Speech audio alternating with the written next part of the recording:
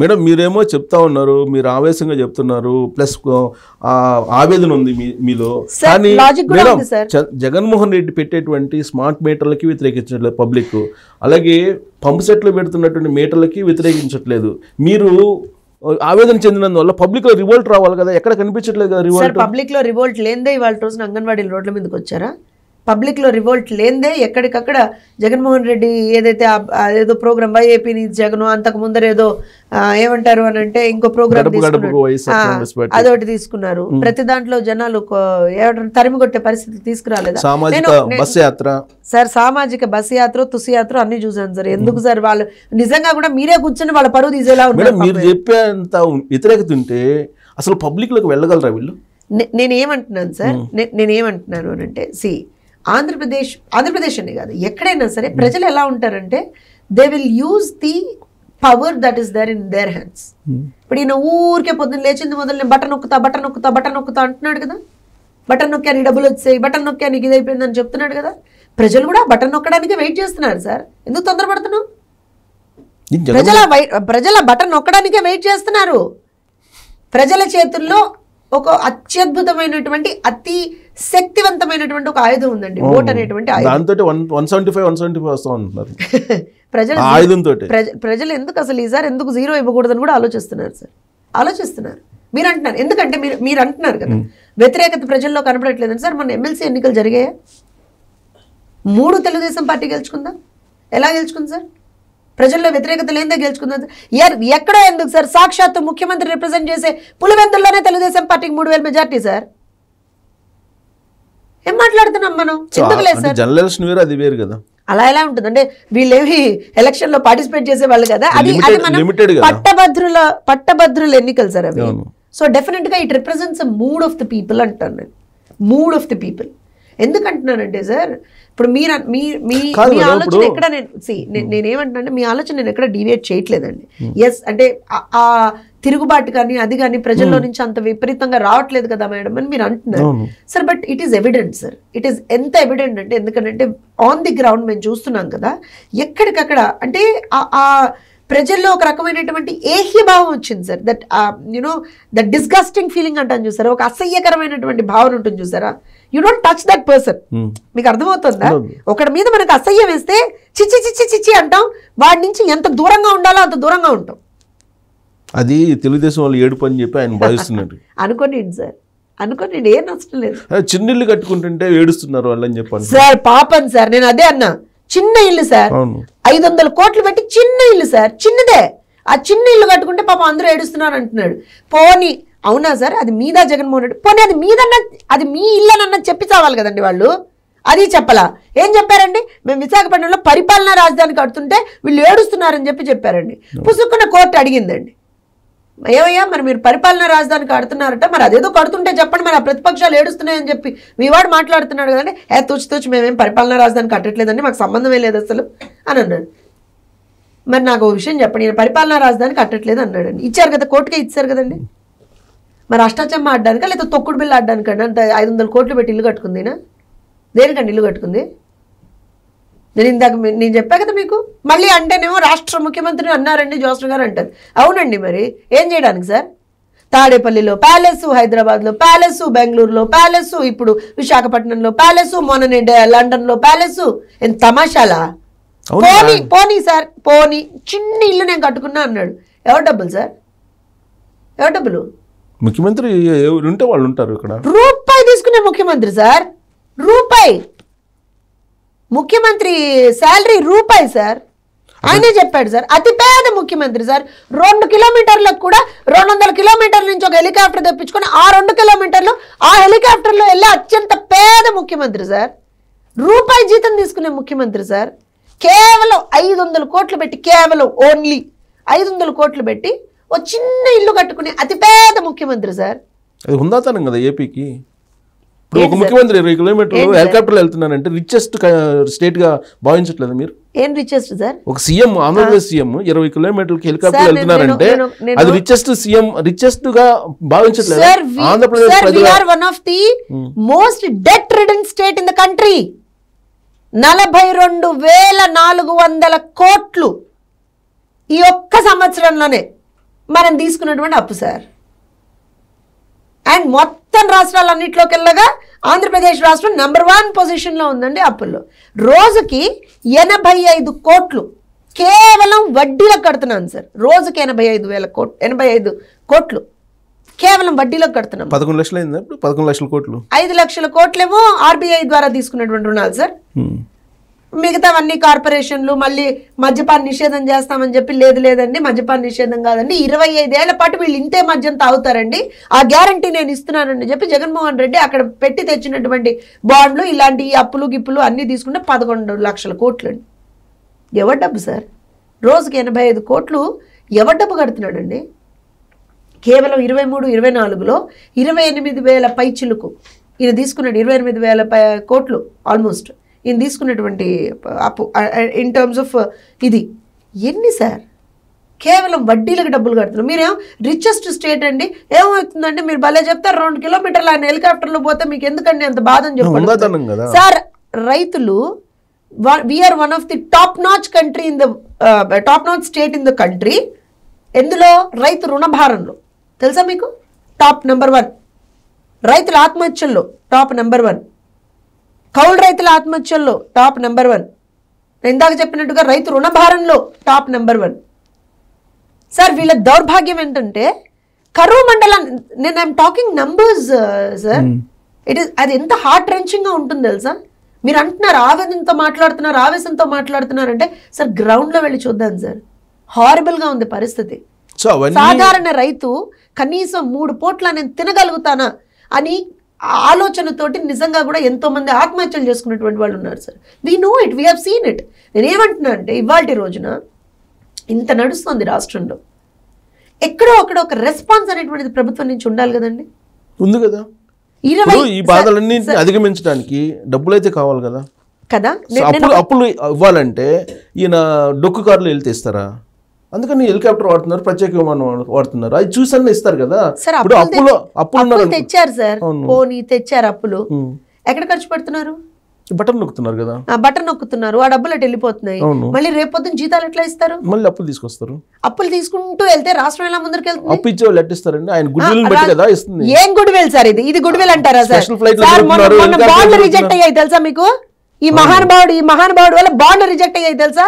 Good will అంటే good will మీరు భలే చెప్తారు సార్. గుడ్ విల్ అక్కడ మేడం భలే ఉన్నారు మీరు నిజంగా కూడా. ఇవాళ దౌర్భాగ్యం ఏంటంటే ఐ థింక్ ఎంతో కొంత గుడిలో మెల్ల అంటాను చూసారా, అటో ఇటో పోయి కనీసం నెల తిరిగేటప్పటికి నిర్మలా సీతారామన్ ఇంకోళ్ళు అటు ఇటు పోయి ఏదో చేసి మసిపూసి మారేడుకాయ చేసి ఎంతో ఇంత అప్పు తీసుకొస్తున్నారు. ఈ జీతాలన్నా ఇస్తున్నాడు 15వ తారీఖు 20వ తారీఖు 25వ తారీఖు ఆ జీతాలన్నా ఇవ్వగలుగుతున్నారు. కేంద్ర ప్రభుత్వం ఎందుకు ఇస్తుంది? నేను ఒకటే చెప్తున్నాను సార్, కేంద్ర ప్రభుత్వం ఎందుకు ఇస్తుంది అని అంటే ఐ థింక్ ఆయన రిచెస్ట్ సీఎం సార్, ఆయన పేద సీఎం అని చెప్పుకున్నాడు సార్. మీరు అలా ఆయన్ని అవమానపరచడం అయితే నేను తీవ్రంగా ఖండిస్తున్నా. రికార్డులో ఉంది కదా, ఆయన చెప్పుకున్నాడు సార్ నేను పేద సీఎం నని. రికార్డులో రిచెస్ట్ ఉంది కదా, మరి ఇంకేం చేద్దాం? సో సార్ నేను ఒక విషయం చెప్తాను సార్, కేంద్రం ఎందుకు డబ్బులు ఇస్తుందా లేకపోతే అప్పులు ఎలా పుడుతున్నాయా ఇది కాదు సార్. నేను ఏమంటున్నానంటే how are we gonna sustain?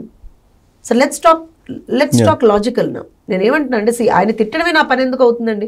లేదా మీరైనా ఎవరైనా సరే మనం ఆయన్ని విమర్శించాలని ఎందుకు అనుకుంటాం?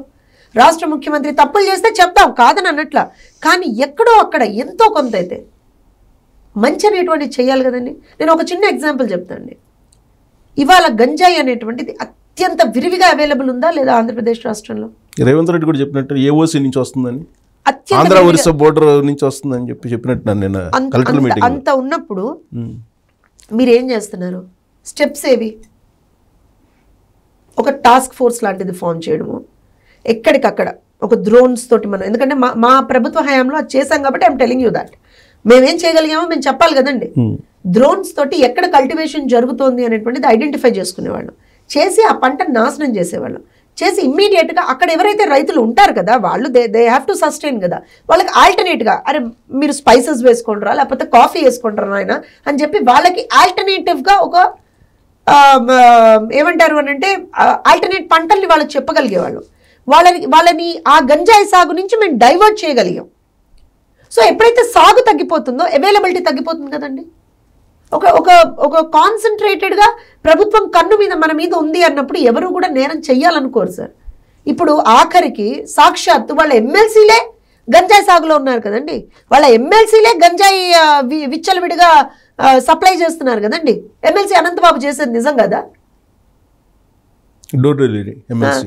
మరి అంతే. మరి నేను ఏమంటున్నా అంటే ఇవన్నీ జరుగుతున్నప్పుడు మాట్లాడాలి కదండి. మాట్లాడుతున్నారు కానీ వాళ్ళు ఆలోచించలేదు కదా, మీరు అందరూ ఫేక్ మాట్లాడుతున్నారని కదా వాళ్ళ ఉద్దేశం. ఇప్పుడు వాళ్ళు ఏం చెప్తున్నారు సార్, వాళ్ళ ఉద్దేశం, నేను ఒక విషయం చెప్తాను సార్, వాళ్ళ ఉద్దేశంతో మాకు పని లేదండి. మేము ప్రజల కోసం పనిచేస్తున్నాం. ప్రజలకి వాళ్ళ నష్టం జరుగుతున్నప్పుడు అయితే నేను ఇందాక చెప్పాను, మళ్ళీ చెప్తున్నాను, ఎవరిని వదిలిపెట్టే ప్రసక్తి లేదు. మాకేం జగన్మోహన్ రెడ్డి మీదేం వ్యక్తిత్వ వైరం లేదు, లేకపోతే మాకేం ఏమంటారంటే పొలం పంచాయతీ లేకపోతే ఇంకో పంచాయతీ లేదండి. మాకెందుకండి కోపం జగన్మోహన్ రెడ్డి మీద? మాకెందుకు ఉంటుందండి కోపం? మాకేం అవసరం? అండ్ ఇంకొకటి, ఏదో పదవి పదవి పదవి, ఏం పదవి సార్? చంద్రబాబు నాయుడు గారు చూడని పదవులు ఇవి. The longest serving chief minister and the longest serving opposition leader of United Andhra Pradesh. ఏం చెప్తాడు సార్ ఒక్కొక్కడు అక్కడ కూర్చున్నవాడు? చంద్రబాబు నాయుడు గారు పదవి కోసం, ఎవడు సార్ పదవి కోసం పాకులాడేది? ముఖ్యమంత్రి కావాలని చెప్పి పదవి కోసం పాకులాడుతూ పార్టీ పెట్టుకున్నటువంటి వాడు జగన్మోహన్ రెడ్డి కాదా? ఆ మాట నేను మాట్లాడితే ఎక్కడ మొహం పెట్టుకుంటాడు జగన్మోహన్ రెడ్డి? సో నేనేమంటున్నా అంటే it is not about politics or it is not about power అండి. It is about the people. మనం పీపుల్ సెంట్రిక్ గా పనిచేయగలగాలి. అవును, ప్రతిపక్షంగా మేము ఒక విమర్శ చేసినప్పుడు మీరు దానికి ఆన్సర్ అన్నా చెప్పాలి, లేకపోతే దాన్ని రెక్టిఫై అన్నా చేసుకోవాలి. రెండే కదా సార్, మనం చేయలేదంటే అలాగా. మీరు ఇంత సీనియర్ జర్నలిస్ట్ సార్, రెక్టిఫై చేసుకునే పరిస్థితి పేపర్లు చదవద్దని చెప్తున్నారు. మీరు రెక్టిఫై చేసుకోవద్దు అంటున్నారు, ప్రతిపక్షాలు చెప్పింది పట్టించుకోవద్దు అంటున్నారు. మీ పార్టీకి మీరు పబ్లిక్, మన దగ్గర పబ్లిక్ ఉన్నారు, రాబోయేటువంటి ఎన్నిక పేదలకి పెత్తందారులకి మధ్య అని చెప్తున్నారు. ఎస్, డెఫినెట్ గా, and I stand to that, I stick to that. పేదలకి పెత్తందారుడికి మధ్య జరుగుతున్నటువంటి ఎన్నికే, జగన్కి జనంకి మధ్య జరుగుతున్నటువంటి ఎన్నికే, డౌటే లేదు అందులో. పెత్తందారు, అతిపెద్ద పెత్తందారు జగన్మోహన్ రెడ్డి వాళ్ళ రోజున. సార్ మీరు ఇంత senior journalist sir, you have been in the industry for so long, right? ఎన్ని ప్రభుత్వాలను చూసారు సార్ మీరు? ఎంతమంది రాజకీయ నాయకులను చూసారు సార్ మీరు? కానీ కొత్తగా అంటే మారుతున్నటువంటి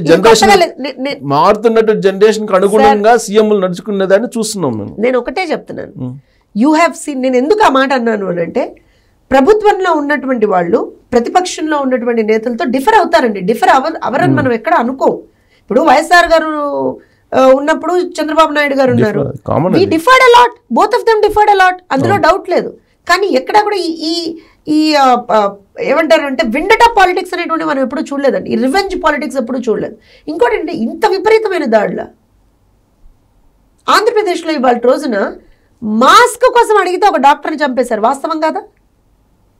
మాస్క్ పెట్టుకోలేదని చెప్పి ఒక యువకుని చంపేశారు, వాస్తవం కాదా? కానీ వాళ్ళు ఫ్యామిలీ మెంబర్స్ బయటకు వచ్చి వాళ్ళు ఏం చేయలేదు అంటున్నారు కదా. వాళ్ళు డాక్టర్ సుధాకర్ వాళ్ళ మదర్ వచ్చారు కదా. సార్ నేను ఒకటే చెప్తున్నాను, సుధాకర్ గారు he was a doctor, right?